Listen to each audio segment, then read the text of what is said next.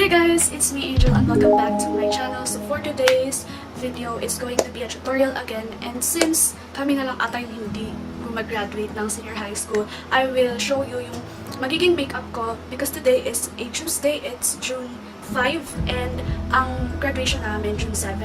Kanina pumunta ako ng school to get my toga. So naisip ko, why not gumawa ng makeup tutorial about sa graduation makeup. So, ayun, without further ado, let's get started. And una, maglalagay tayo ng moisturizer.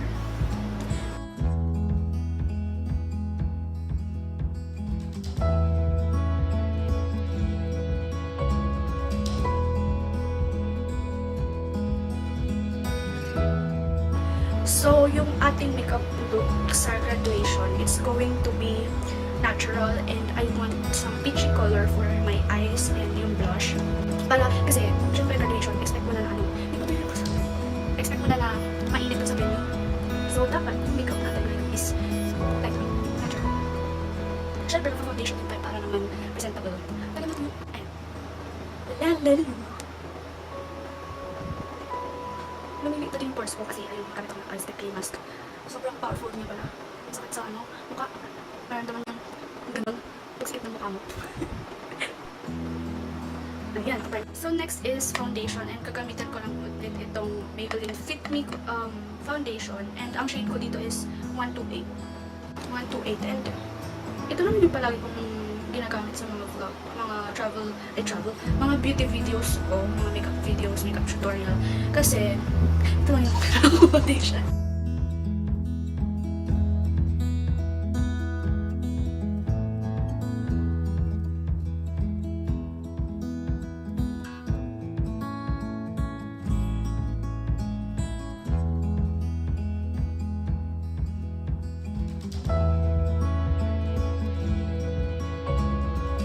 So, mag-proceed naman tayo sa ating concealer and sobrang saya ko kasi nakabili na rin ako ng concealer na akma sa skin tone ko. Nababanggit ko dati sa mga videos ko na ayun na, inuuna ko yung concealer. Dahil mas maitim yung nabili ko kaysa dun sa skin tone ko. So, kapag bumibili kayo ng yung concealer, dapat medyo mas diba? Para mas ma-conceal talaga.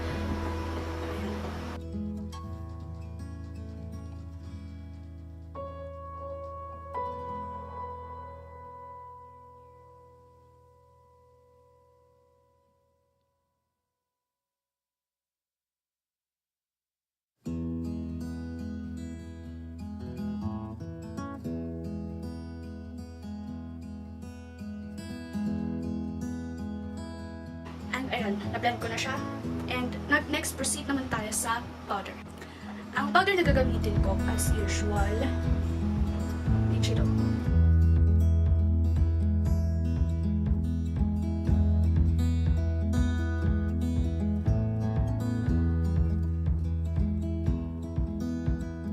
So ngayon, mag-proceed na muna tayo sa ating brows habang sineset pa lang yung powder, I mean, binibake. So, ang gagamitin kong pang eyebrows ngayon is itong Bilena ng Kleopatra. Sobrang ganda nito guys kapag kunyari nag-attend kayo ng mga parties kasi sobrang tagal yung ma-erase and black siya. Pero, depende rin pa rin sa inyo kung ano kulay ng hair nyo. Kasi mas maganda talaga kapag yung kulay ng eyebrows nyo is binabagay nyo siya sa hair nyo or pwede rin naman sa skin tone nyo.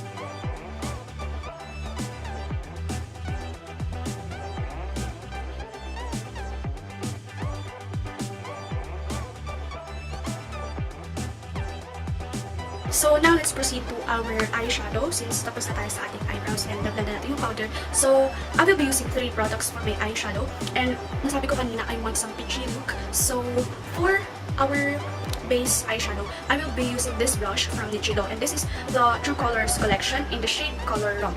So ayan, ganito yung shade niya. Ayan.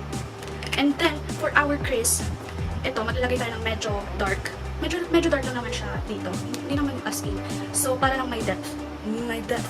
So this is the Nichido True Colors collection eyeshadow in the shade Caramel and ito naman yung shade niya. So parang magkaparehas sila nung itong Cool Rum. And for the sparkly thingy, I will be using this Bilena pink palette. And by the way, binigay ito ng aking schoolmate. So we will be using this shade. Ayan, itong para shimmery-ish. Kunti lang yung shade na shimmer kasi yun nga, we want to achieve the natural look. So ayan.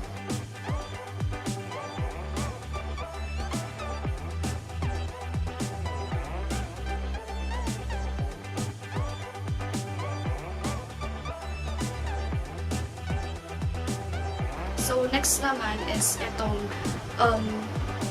eyeshadow in the shade Caramel. So, ito, medyo powdery lang to.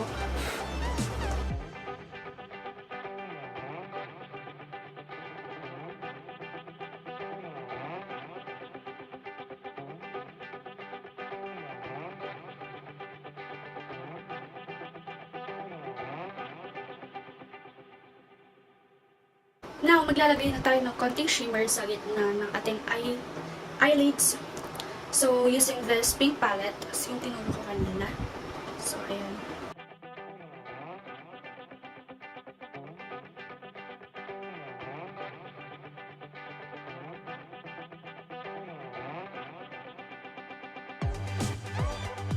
So, gagawin ko lang yung kabilang eyeshadow and I'll be back. So, now let's proceed with our blush. So, I'm going to use yung ginamit natin. And this is the True Colors from Nichido. And this is the powder blush in the shade Cool Rum. Yeah, Cool Rum.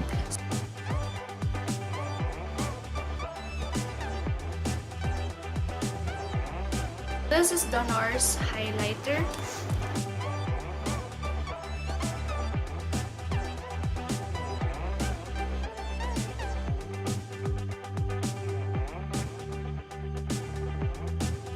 So for our last makeup, this is lipstick and I'll be using 2 products for the lips and of course dapat moisturizer muna before the lipstick.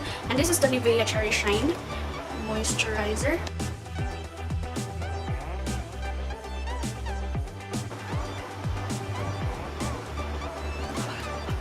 Wait lang, nagbibidyo ko! Wait lang! So, and this is the Maybelline matte lipstick in the shade Clay Crush or 656.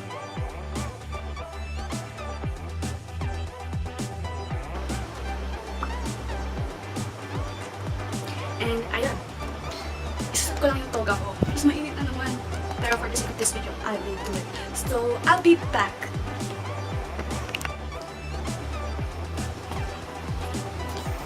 So, that's it. So, ito yung toga namin. And sa loob, syempre mag-uniform kami. And may itatayo pa dito sa right side, yung tassel. So, hindi ko pa natahi.